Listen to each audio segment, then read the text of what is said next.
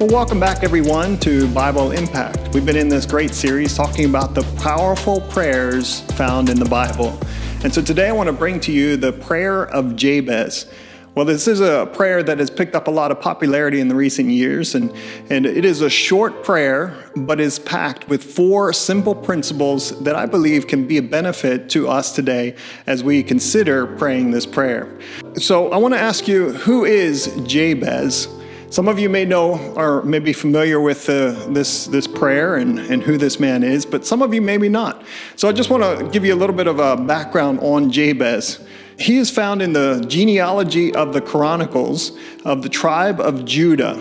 And so he can easily be missed because there's only 2 verses that really talk about Jabez and his prayer that he prayed.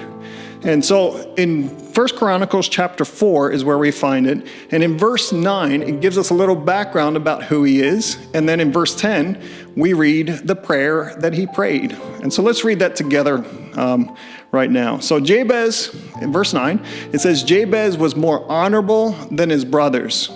His mother had named him Jabez, saying, I gave birth to him in pain. Jabez cried out to the God of Israel, Oh, that you would bless me and enlarge my territory. Let your hand be with me and keep me from harm so that I will be free from pain. And God granted his request.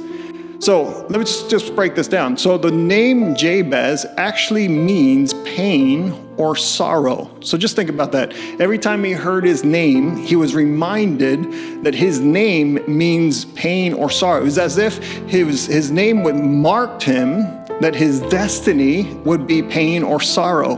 And yet God did something in his heart and in his life that he had a love relationship with his Lord, that he said, Lord, I don't believe that. I believe that you have something greater in store for my life.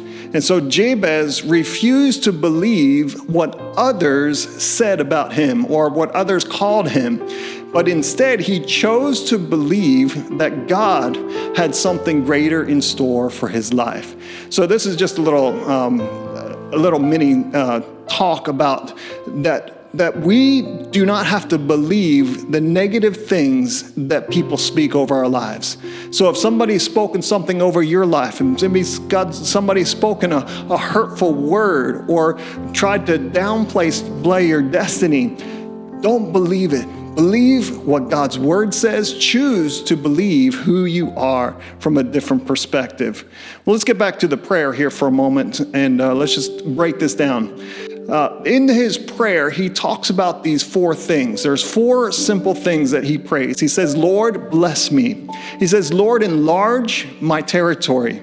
He said, Lord, let your hand be with me and keep me from harm and keep me from pain. So what makes this prayer powerful? Well, it reveals that Jabez was a man who wholeheartedly trusted God's goodness. He chose to trust in God's goodness. He says the first part is, he said, bless me.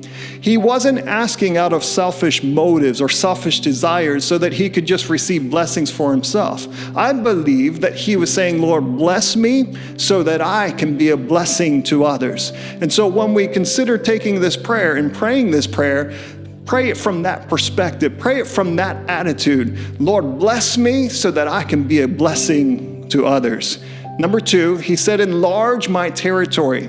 You see, Jabez was praying and he was saying, I could believe that he was saying, Lord, enlarge my influence, enlarge my impact upon society so that I can be a blessing, so that I can see your hand at work for your kingdom purposes. So he had other people in mind when he said, enlarge my territory. Again, it wasn't out of selfish motives, but it was other people in mind. Number 3, he said, let your hand be with me. I believe Jabez knew that he needed the presence of God. Just like Moses did when he was with the Israelites and he was leading them into the promised land. And there came a moment where God wanted to leave them and just let them go by his angels. But Moses cried out and said, Lord, if you don't go with us, we will not go. It reminds me also of Jesus when he said, I only do what I see my Father doing. And remember the parable that Jesus spoke? He said, I am the vine, you are the branches. He said, apart from me, you can do nothing. And I believe that was the heartbeat of Jabez when he prayed, let your hand be with me. He understood that he was dependent upon the hand and the presence of God being with him. And then number 4, he prayed, keep me from harm. Lastly, Job prayed for God's protection, acknowledging that while dangers and challenges would happen in life, he prayed, Lord, keep me from harm, keep me from pain, keep me from danger. And so we too can pray that over our lives. This really is a simple prayer that we can remember. He says, Lord, bless me so that I can be a greater blessing. Lord, enlarge my territory, enlarge my influence, my impact upon this world for your kingdom purposes. Let your hand be with me, saying, acknowledging, Lord, I don't want to do anything without your presence. And then lastly, to keep me from harm, acknowledging that the Lord is the only one who can really keep you safe. And so it's a beautiful, beautiful prayer that we can pray.